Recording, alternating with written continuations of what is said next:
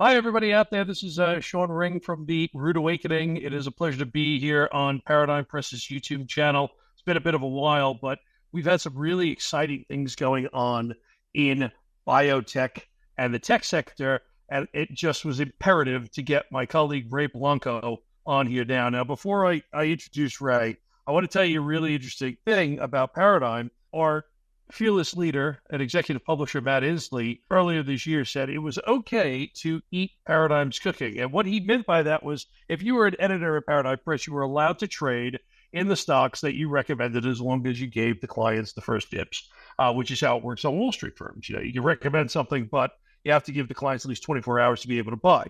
And I, not only do I write The Root Awakening, I am a huge fan of our colleagues and writers and gurus who just know way more about these markets than I do. And it's a really interesting fact that I'd like to share with you. Now, Matt Inslee pays me very well to write The Root Awakening, but it seems that Ray Blanco might even pay me more this year with his picks. I won't smother it with lifestyle-changing money, but Ray's picks have been fabulous. Let's just say my retirement will not be beans on toast. It will be a little bit more champagne than I thought before, which I'm thrilled about. So let me finally bring him on. Ray Blanco, my savior. How are you, sir? Oh, I'm doing great, man. You laid it on thick, but I'm glad that you profited handsomely off my research. It pleases me to no end. It has been unbelievable, and you had 4 picks that you've already hit about out of the park. Okay, folks, a couple of these we're gonna do in review in retrospect, but I think all 4 of these stocks are in play still. I also think it's absolutely imperative that I own 2 of these. Okay, I still own the latter 2 that we'll talk about. I no longer own BKTX and IBRX. We're going to kick off with them, but I still own NNE and ASTS. They are all 4 of them fantastic stories. All 4 of them are still buys if you look at them. But I'm going to first share my screen with Ray and you all so you can see what we're talking about here, okay? And the first one I want to go to, Ray, is VKTX, Viking technology, which, Ray recommended this, folks, somewhere down here. Okay, I believe it was. What was your initial price on that, Ray? It was like 11 something, wasn't it? Yeah, it was something in that range. Like 11, $12. And it was so funny because as soon as he said that, it popped once, and then we were having this really lovely December, January, February, and then in March, it just took off. Okay, and it actually topped out at 99. I actually wrote it that whole way to 99. I didn't get out then because I thought we were going to pop again.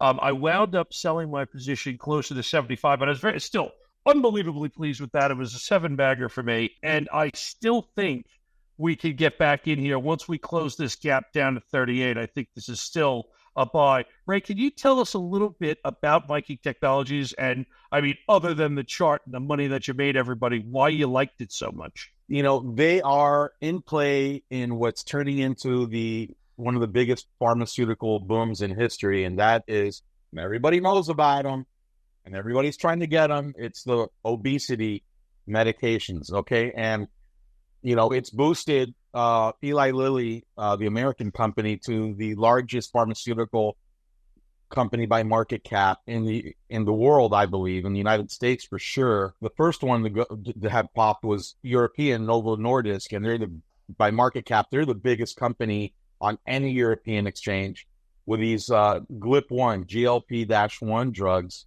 like Ozempic, Wegovy, Mounjaro, now you got Zepbound. And, these drugs, so I've been just on top, I'm a bio guy. I've been on top of this space for, a few years now. These drugs are great. They treat diabetes. People lose weight, but it goes so far beyond that. I don't want to get too into the weeds here, but they're miracle drugs. And we're talking about, independent of weight loss, major reductions in major adverse cardiac events. We're talking about like strokes and heart attacks and things like that. We're seeing liver health. You could market it as a liver drug in terms of fighting metabolic associated steatohepatitis, fatty liver disease, which is a silent killer in the developed world. Last year, medical device companies swooned on clinical trial news that one of these GLP drugs really, really helps people with chronic kidney disease so they don't progress to dialysis, which is, medical devices. Amazing drugs. They're in clinical trials for Alzheimer's, okay, which, has been referred to in the last few years as diabetes type 3. So there's definitely a metabolic inflammatory involvement here. So where does Viking Therapeutics come in? They're part of like a second wave of these GLP GLP-1 drugs. They've got a dual agonist, so it works like the naturally occurring hormone GLP-1, but it also works on GIP, which stands for glucagon dependent insulinotropic peptide. I think that's what it is, GIP. Close so enough it's a for me, dual acting. Yeah, all right. Well, it's a dual acting drug. It works on two targets that have to do with metabolic hormones. And the clinical results have been epic. I mean, it's better than Wegovy, Ozempic, better than Zepbound, Mounjaro. Okay, in terms of weight loss, the company has been really transparent, which makes perfect sense with their data. It's not just that it causes more weight loss. The tolerability is just fantastic. People get all kinds of side effects from these drugs. This drug is really tolerable for a drug in its class, which means people are going to get on it. They're going to stay on it. And every month they're going to get their prescription renewed. It's going to be a big moneymaker. It's mid-stage right now. The company's got other stuff in the works. It's got a pure play beta thyroid drug for fatty liver disease, which is a huge indication all by itself. And you can see what the data did back earlier this year. The company ran up into the data dump and it's off to the races. Now, you're the chartista extraordinaire, the technical analysis guru. That's not my gravy train right there. I always ask you guys about a good entry point for some really great ideas. And you've expressed the idea that the time to re-enter is when it fills that gap down to like $38. But, this company's going to have news flow. I consider it to be a buyout candidate. It's probably wise to wait a little while, see about that gap. But, it was just a great bio play. Yeah, it was absolutely wonderful. And like I said, I still think there will be a time to get back into this trade. Again, Ray has many great picks, but that's the first one that I just took of and loved. And let me move on to the second one, which is ImmunityBio. This is IBRX. Now, this is a bit of a different story. This isn't necessarily a fast story. This is an immune system enhancer story. Yeah. And this was another one, folks. Again, doubled my money on this, thanks to Ray. And you could have done even better if you got in sooner, which I tend to wait a bit too long. But Ray, take it away on ImmunityBio. It's a really interesting story behind this one. So this company was founded by Patrick Soon-Shiong, a genius guy. They call him the richest man in LA. He owns part of an LA, I think, baseball team. He owns the LA Times. How did this guy get so rich? He developed a chemo drug that was really awesome. And he invented it, developed it, and then he turned around and sold it for $8 billion. And then he founded some companies. And one of them is this one based on his work in natural killer cell technology. So these are immune system cells that you got. They're called NK cells, natural killers. And they have one job, and that's to kill. They're one of the soldiers of your immune system. Unlike T cells, they don't need training. This company's built a platform around this NK technology. So you see that spike in April, that was based on an FDA approval they're marketing the drug under the name Antiva. So it's an IL-15 analog. Interleukin-15 is a inflammatory messaging molecule that your body makes response to injury or infection or, hey, there's cancer going on here. Let's amp up and make more NK cells in your body to fight this thing. So ImmunityBio's version doesn't work exactly the same as the naturally occurring version. The naturally occurring version causes your body to make more NK cells, but also more T regulatory cells, which have an inhibitory effect on your immune system, tamp down the response a little bit. Their version doesn't do the T-reg inhibitory effect. it's just like steroids for NK cells. Your body starts making a lot more of them. So they got approval in bladder cancer. Okay, the standard of care for bladder cancer for decades now has been Bacillus calmos guillain. I don't know. These are French words. It's an old tuberculosis vaccine. It's basically a weakened bacteria, but you get the vaccine, you get some immunity against tuberculosis. So anyway, a long time ago, they figured out, wow, when we give people this vaccine and they got bladder cancer, it resolves. What it does is it just, responding to the vaccine makes the body produce a lot more immune system cells, and then that has a salutary benefit versus, bladder cancer. But it doesn't always work. Nothing always works, unfortunately, with cancer. So what they did was, okay, let's give these people our IL-15 drug to amp up their NK cell production alongside BCG vaccine. And it worked well enough for the FDA to approve. But this is just a small part of the entire platform. The other part of their platform, which I think they're going to hit pay dirt with, is when you have a tumor, you have cancer, they go in there and they take out a biopsy usually. What they do is they take the biopsy, they isolate the NK cells in the tumor, which are already activated versus the tumor, okay? And then they take them in the lab and they multiply them into the billions and billions. And then you take these NK cells and you put them right back into the patient. So now you've got, instead of, a million soldiers, you've got billions of soldiers fighting the patient's cancer. And what I love about this, it's almost pan-solid tumor. It's almost cancer type agnostic, tumor agnostic. You could use it for many cancer types. If they're solid tumor cancers, you just do the same procedure. So they can get approval after approval after approval after approval. And the beauty of this is we're not talking about toxic chemo drugs. We're basically using your own body to fight the cancer off. So that's ImmunityBio IBRX, which has played out pretty well for us. And it's still in an uptrend, as you can see in the chart. Brilliant stuff. Okay, so let's shift away now from the bio stuff into the straight tech. Now, Ray, you were talking about this company when it was trading at $2.50, and I didn't buy it then, and I'm so upset with myself because now we're trading at $11.62. I have since got in. It has been a fantastic trade for me anyway, even though I got in late. This is AST SpaceMobile. What are they doing that's so interesting? And I know it's run, but man, it's still a buy. I'm going to tell you why. So we all know about Starlink, right? But with Starlink, you got to put an antenna on your structure or what have you. A sizable thing, you got to buy a separate piece of equipment. But now, what if you could have a Starlink that you don't need any of that, your regular iPhone, your regular Android phone, just like this one, and you could be anywhere on the planet, and there's no dead zones. You're getting 5G from space. And that is what this company is. So SpaceMobile has been developing this technology for years. These are huge satellites. They're not small like Starlink satellites. They have to be very powerful to be able to communicate with a phone, which puts out a weak signal compared to a Starlink terminal, and doesn't have a huge receiver either.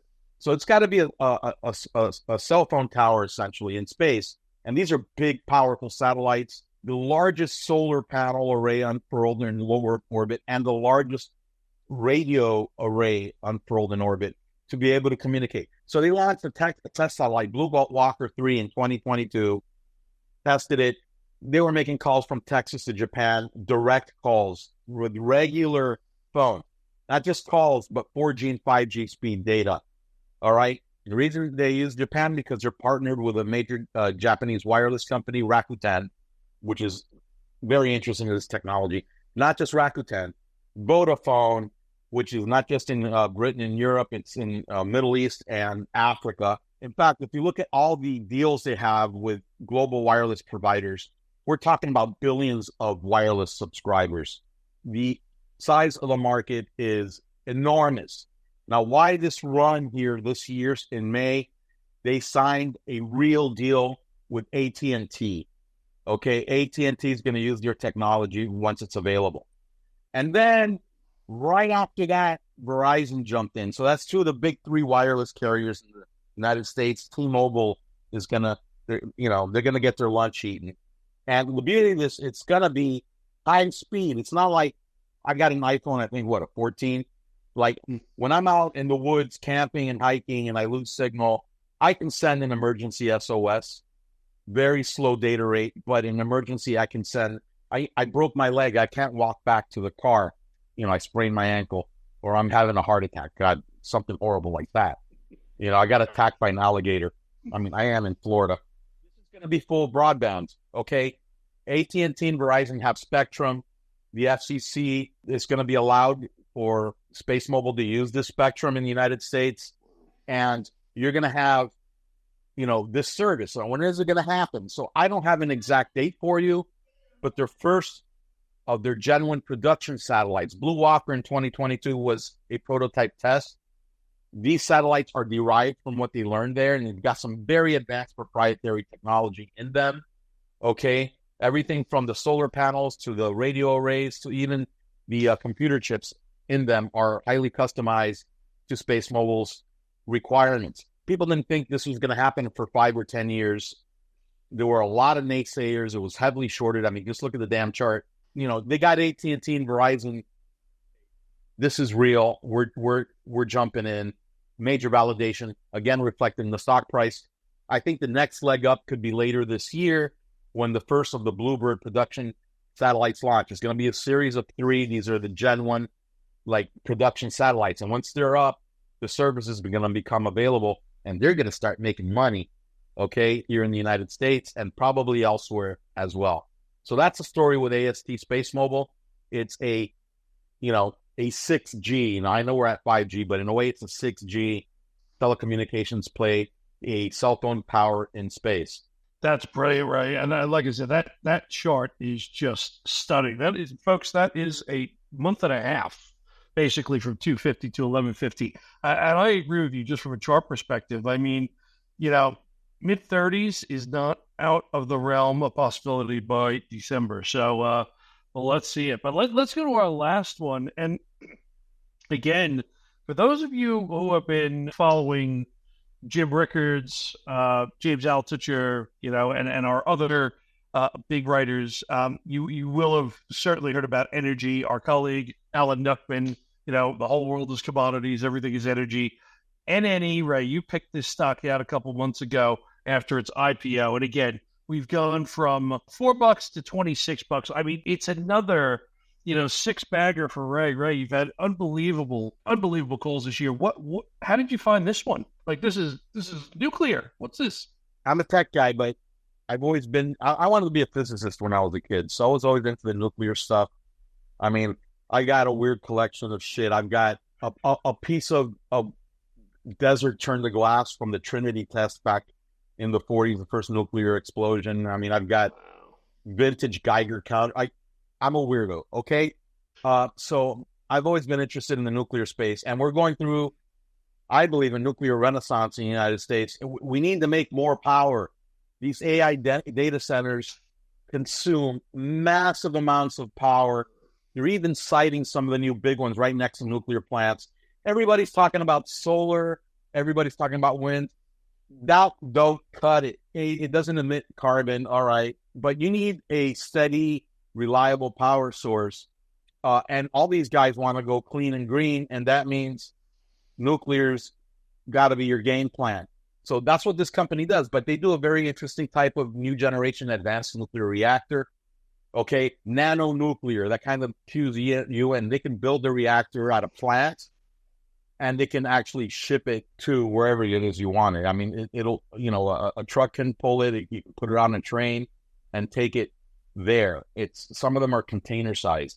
So you're building an AI mega data center like Microsoft, Amazon, Google, Apple's building stuff. You've got Elon Musk with X.AI. They're building a huge one in Memphis. They're building these mega data centers that pull huge amounts of electricity. And, you could put little nuke plants right on site.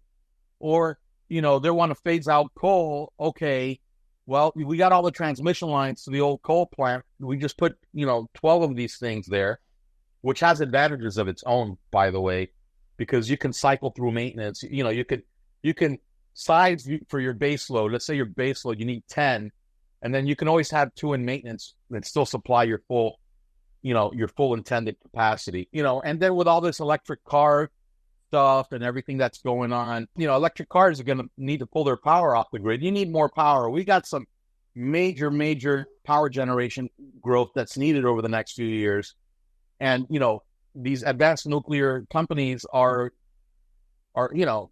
nuclear is coming back in a lot of ways. And another thing that just happened in the last couple of weeks, Congress passed the Advance Act, I think it's called.